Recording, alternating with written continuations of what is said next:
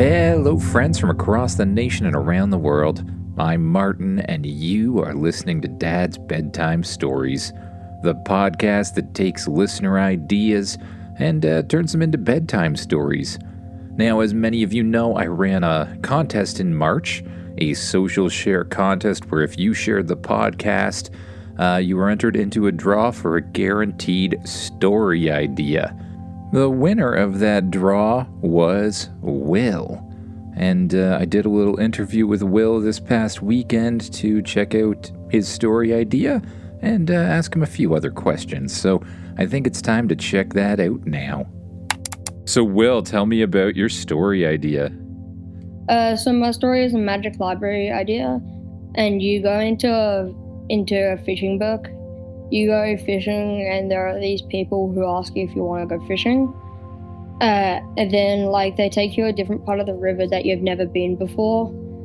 And they don't tell you the water is toxic. So then you catch a mutant fish, and it chases you out of the book. And then you got to go into another book to find someone to help you fight it and put it into the actual book. All right, I like it. Is the Magic Library one of your favorite series, or? Yeah, it's one of my favorites. What other ones do you like? I like the quantum computer. Oh, I need to do more of those. If you could travel into one of the worlds, which one would it be? Oh, definitely the quantum computer. What do you like about it? I just like I'm very creative, and I would like to see what the computer looked like and all that. Oh, that's cool. I'll have to do more of both of those, the Magic Library and the quantum computer. And based on that suggestion and that conversation I had with Will, that's exactly what I decided to do this week, because I released a quantum computer episode, which I haven't done in quite a while, on Sunday, and today we're going back to the Magic Library.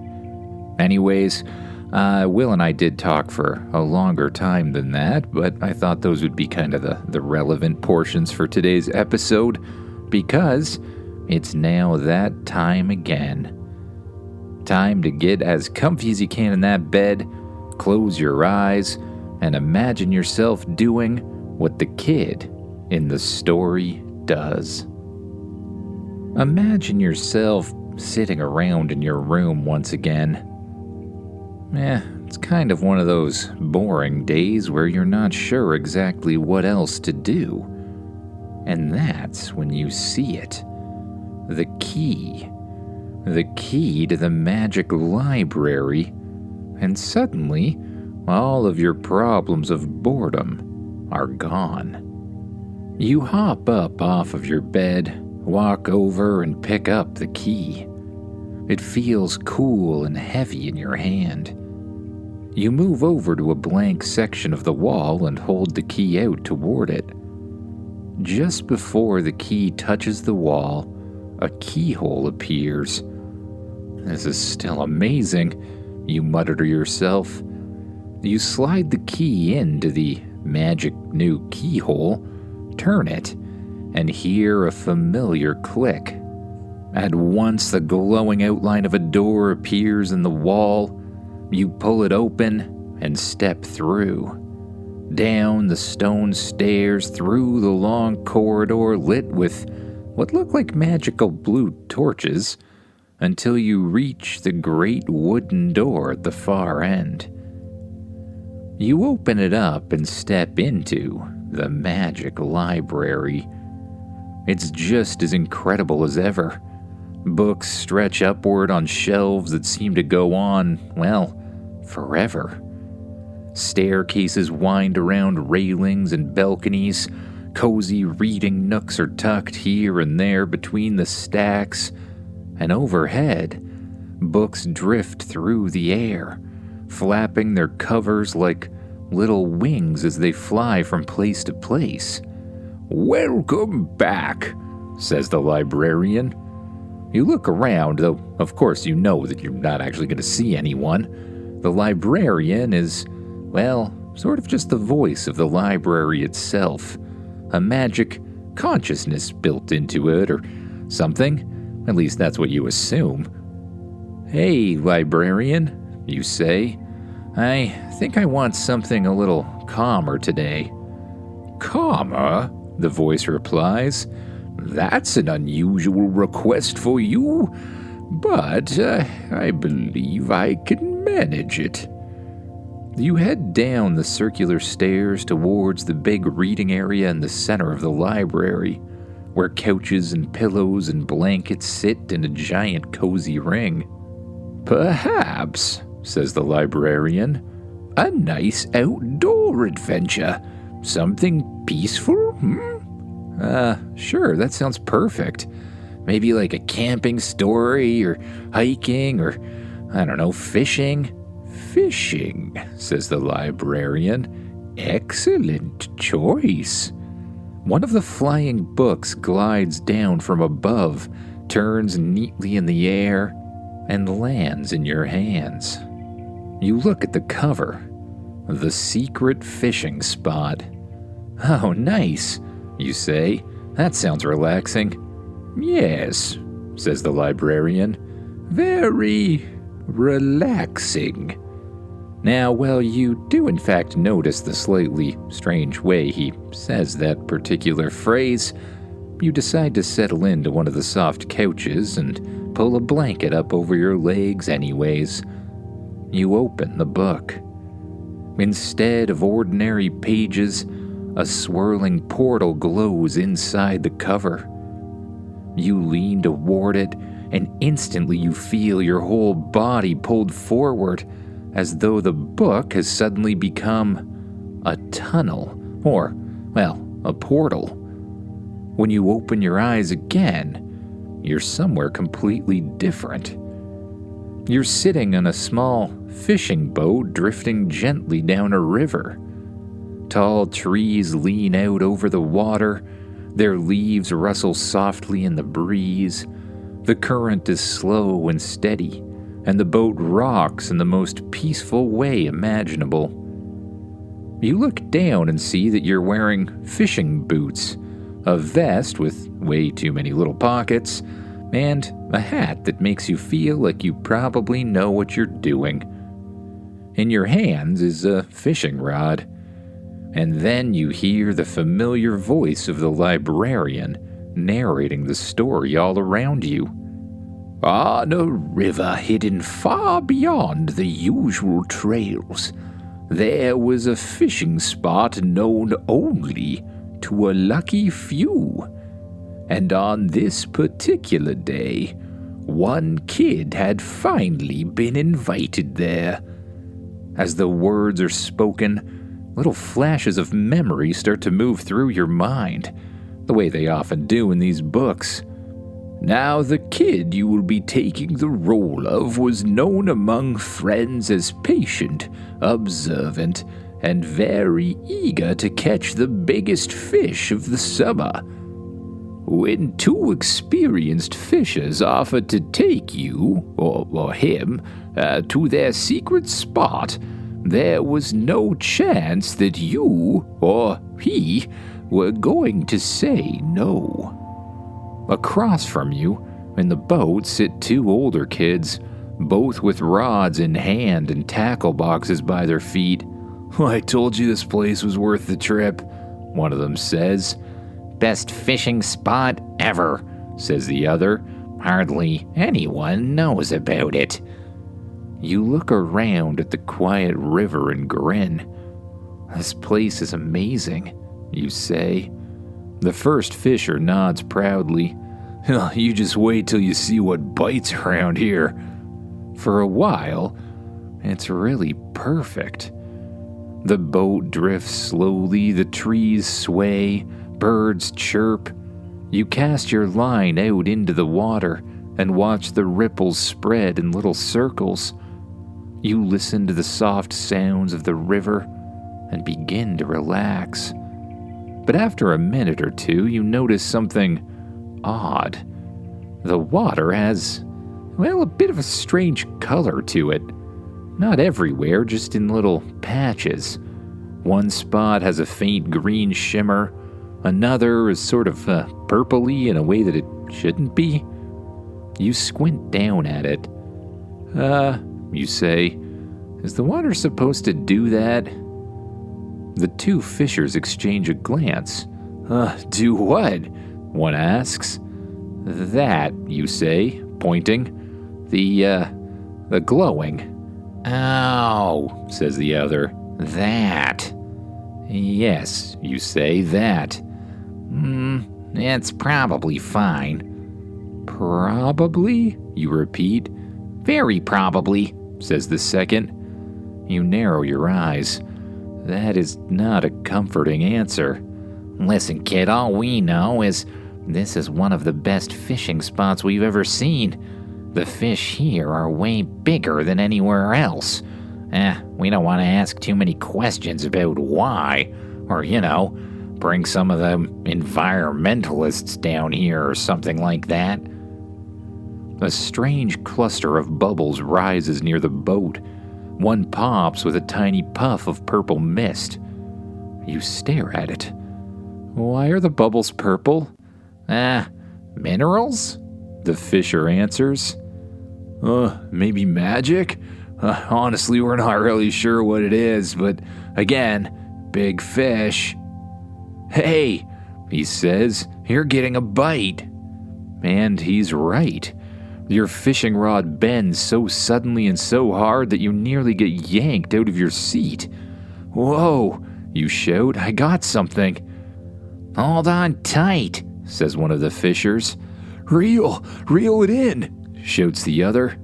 You brace your feet against the bottom of the boat and start reeling with all of your strength. Whatever's on the end of the line must be huge. It pulls so hard that the whole boat lurches sideways. This is not a normal fish, you say. That means you got a good one of the fishers replies. The line slices through the water. The boat drifts faster.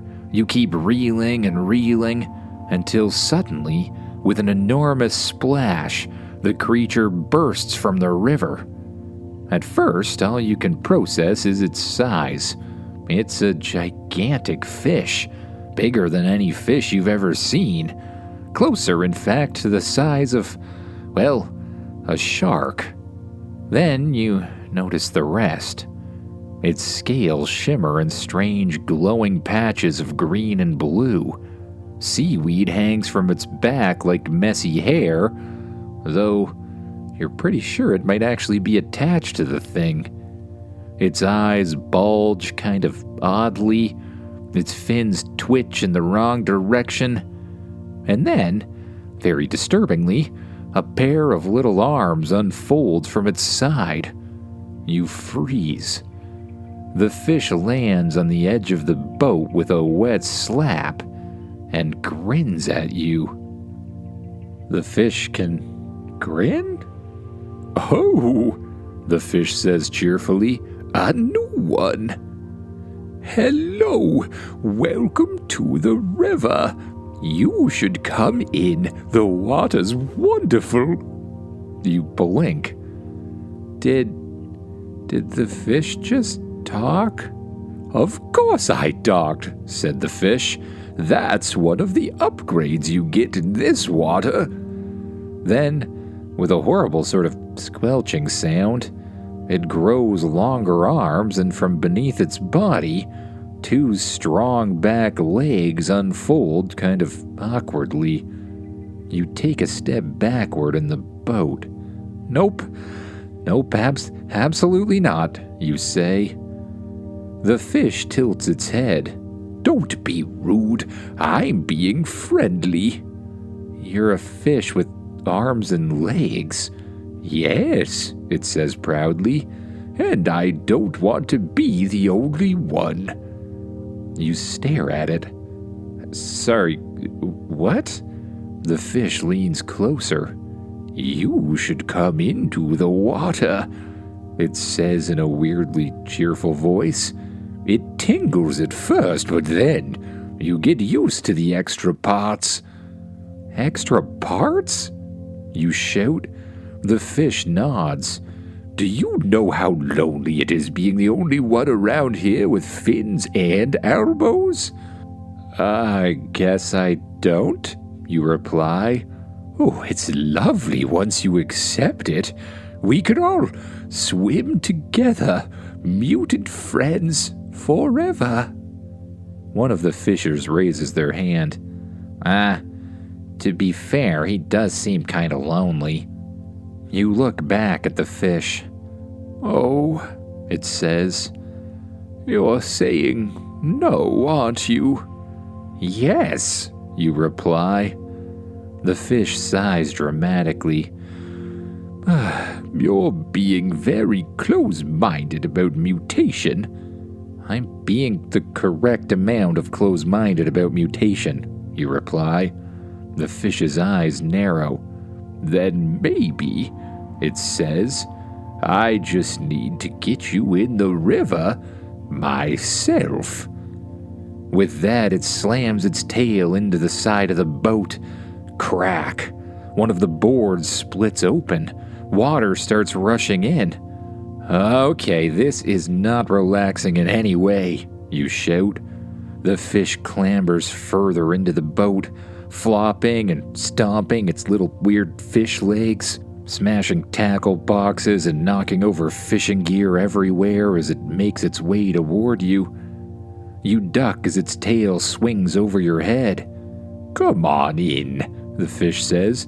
The water's strange, but honestly, you get used to it. No, thank you. Librarian? Get me out of here. This isn't relaxing at all. Understood. A glowing portal appears beside you. The exit. You don't hesitate for a second. You leap straight through the thing. The last thing you hear before you dive through is the strange mutant fish shouting, Don't run from your destiny!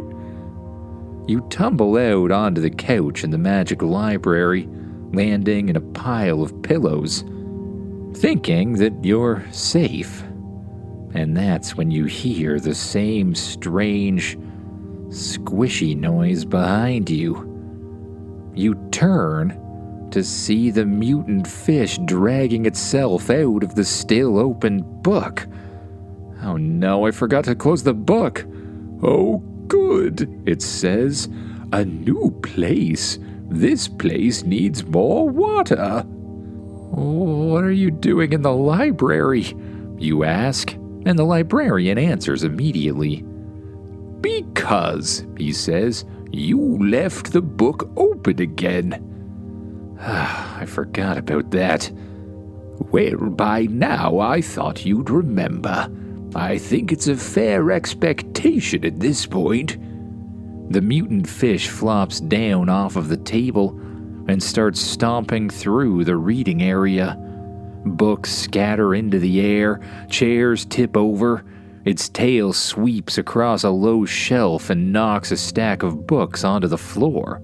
This place is too dry, the fish complains, and also not nearly mutant-y enough. Hey, leave my library alone. No mutating it, the librarian says from all around you.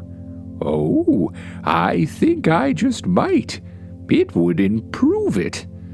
You duck behind a couch as the fish lunges towards you. There you are. Come along. You will look great with gills. I don't want gills. You say that now, says the fish, but wait until you try breathing sideways underwater. It's amazing. It lunges again, and you jump onto the back of the couch, then up to a nearby railing. The fish crashes into the couch, sending pillows everywhere. You run along the railing, trying to think. How are you supposed to stop a giant, talking, mutant fish? Maybe you should have just finished the book, but, well, it's too late for that now. Now you need some way to get this thing back inside its own book and, well, close it. Preferably forever. Then your eyes land on a table near the reading area. Sitting on it is another book, one that you've read before. The Dragon King. Of course. You skid to a stop, grab the book, and flip it open, right to the end. The portal glows. "That," says the librarian, "is either an excellent plan or a terrible one." "I'm hoping on excellent," you say as you dive into the portal. A moment later, you're back inside the world of Eldoria, racing through the final chamber where the golden armor and flute wait. Because you've done it before, you already know exactly what you need. You grab the armor, snapping it into place piece by piece. Golden plates slide over your arms and chest. Then you snatch up the flute. Before immediately jumping through the exit portal, you land in the library once again, this time wearing shining gold armor. The mutant fish stops mid-stomp and blinks at you.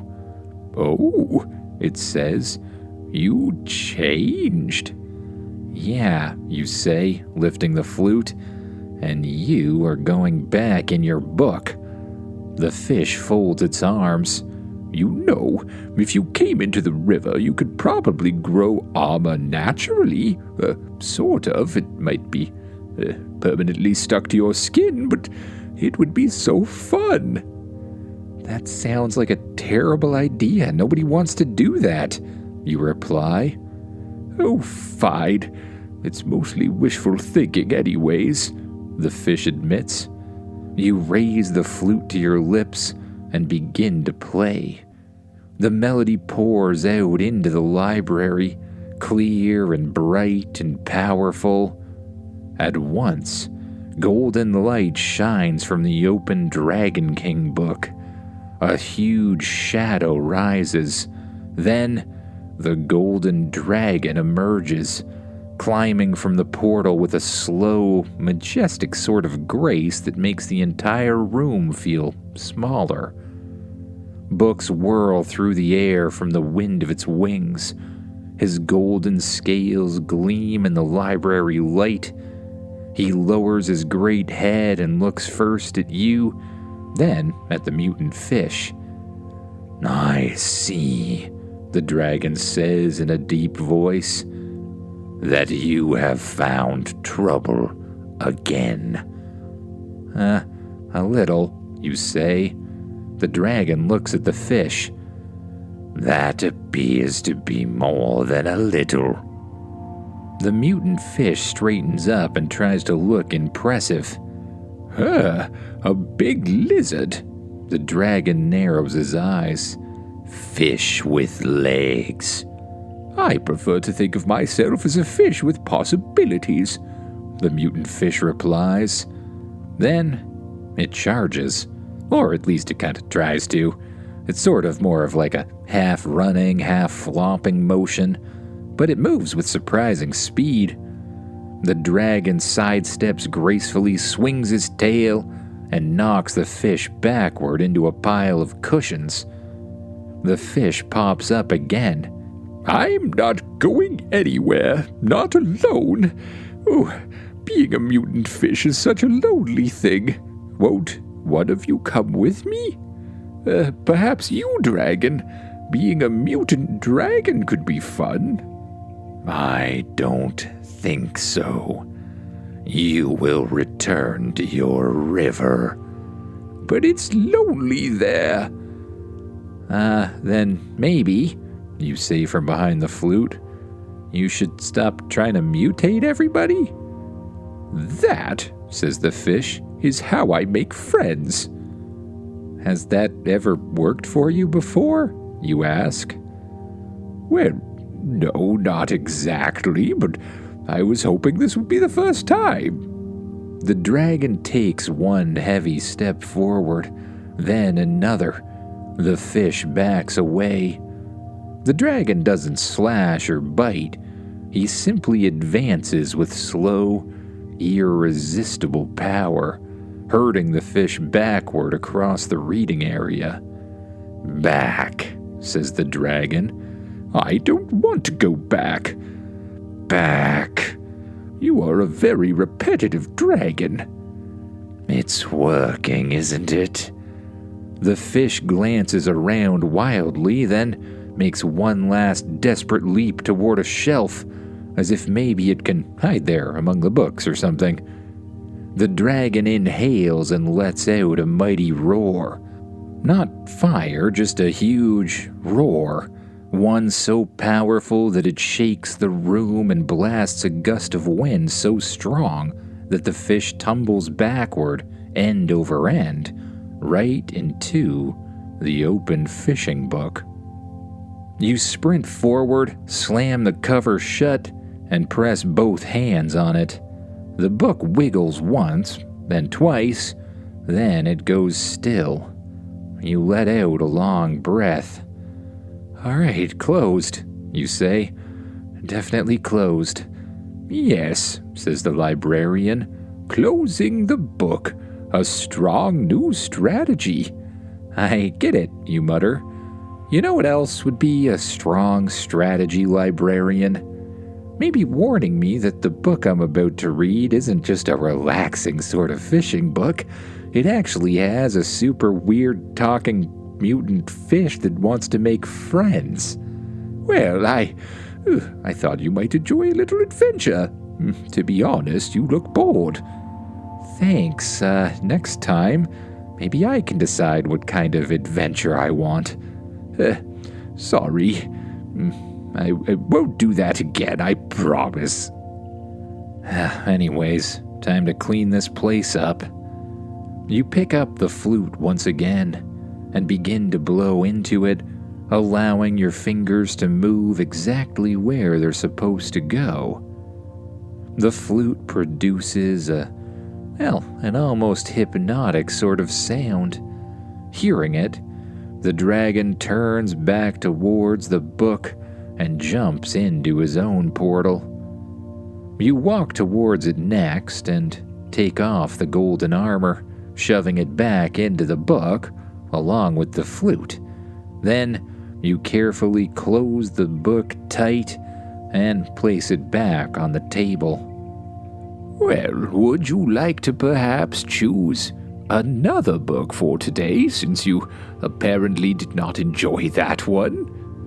asks the librarian. No, I think I'm just gonna head to bed," you say. You make your way up the staircase, back through the giant wooden door, down the long chamber hall full of glowing blue lights, and up the set of stairs. You push open a little door at the end, and step back into your very own room. You close the door behind you, turn the key, and with a click, the outline to the door disappears. You pull the key out of the keyhole and it glows for a second before disappearing as well. You place the key on a shelf and head back to your bed. You pull the covers up over top of yourself. You close your eyes and you begin to simply focus on your breath. With each breath, your shoulders grow more and more relaxed. Your arms sink down into the bed. Your legs let go of any tension at all. And you even relax your face into a nice sort of half smile. And as you continue to breathe, you allow your mind to wander off to thoughts of new dreams, new fishing trips, and new adventures to come. Good night, everyone.